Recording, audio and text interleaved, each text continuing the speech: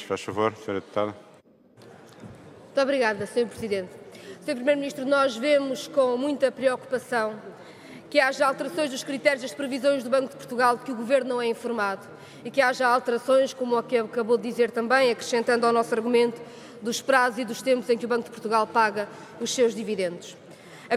A alteração da regra europeia parece explicar muito dificilmente esta alteração das previsões, porque, por exemplo, o Banco da Irlanda não fez a mesma alteração. E, portanto, é preciso compreender exatamente porque é que o Banco de Portugal faz cada uma destas opções e o escrutínio, a transparência do Banco de Portugal é uma exigência clara e que tem que ser posta ao próprio Banco de Portugal. Não é normal vivermos num país com o Banco de Portugal fazendo o que não se percebe e ainda por cima, aparentemente, sem mais dados, estando a jogar contra o próprio país. É absolutamente inaceitável que o Banco de Portugal jogue contra Portugal. Sr. Primeiro-Ministro, queria falar de um outro tema que foi abordado já pelo Sr. Deputado Pedro Passos Coelho, greve dos estivadores, exatamente, é um problema grave do país. Há 4 anos que vivemos em cenário de greve, é bom que percebamos o que é que está a acontecer. É grave para a economia, com certeza, e há um grave problema com os trabalhadores portuários. Os operadores dos portos não têm trabalhadores e recorrem aos trabalhadores de empresas de trabalhadores portuários.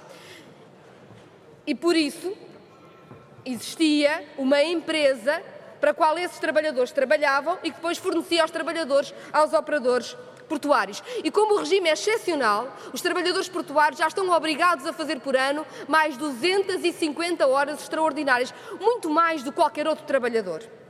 Ora, o trabalho dos estivadores é um trabalho duro, é um trabalho que joga com muitos operadores, com riscos graves de acidentes de trabalho e por isso mesmo a Organização Internacional do Trabalho diz que cabe à política nacional conseguir contratos permanentes e efetivos para estes trabalhadores. O que aconteceu com a alteração legislativa que fez a direita é que os operadores dos portos começaram a criar eles próprios empresas de trabalho temporário para concorrerem umas com as outras, a verem quem é que alugava aos trabalhadores mais barato, à hora, ao dia, uma autêntica praça da jornada típica do século XIX. É completamente inaceitável. E, portanto, neste conflito que prejudica a economia, há quem tenha culpas, há quem esteja a ganhar e quem quer ganhar são os operadores dos portos que querem baixar os custos de trabalho e destruir todos os direitos do trabalho dos estivadores. É preciso dizer que neste braço de ferro duro os estivadores já fizeram cedências e com as suas cedências os estivadores poupam 2 milhões de euros aos operadores do Porto e os operadores do Porto mesmo assim não estão contentes, querem baixar mais, precarizar mais o trabalho e isso não é aceitável. E, portanto, Sr. Primeiro-Ministro, para o Bloco de Esquerda a solução é uma.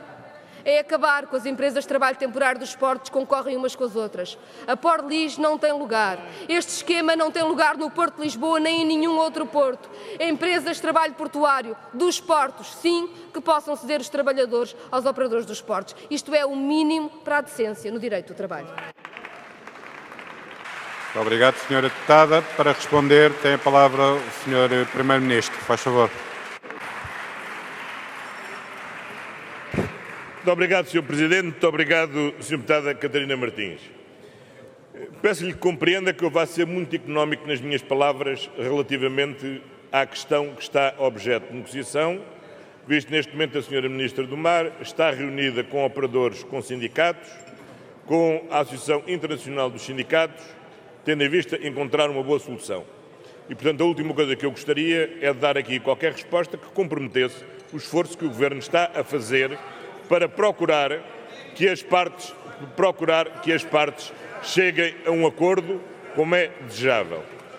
Agora, aquilo que eu não posso deixar de sublinhar em qualquer caso é a gravidade da situação, não só para o Porto de Lisboa, não só para operadores e trabalhadores, mas para o conjunto da economia nacional.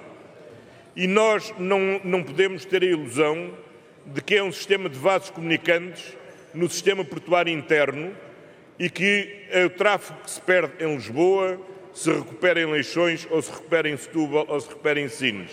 Nós estamos a perder tráfego para portos espanhóis e nós, sobretudo, estamos a encarecer significativamente a competitividade do conjunto das empresas. E essas empresas que estão a pagar esses custos têm também trabalhadores, têm também postos de trabalho que é necessário defender. E se nós queremos relançar a economia, nós temos que criar condições para resolver a situação no Porto de Lisboa. Quanto à preocupação concreta que sublinhou, tenho a esperança e a confiança que hoje seja possível encontrar uma boa solução entre as partes para ultrapassar esta situação. Muito obrigado. Muito obrigado, Sr. Primeiro-Ministro. Tem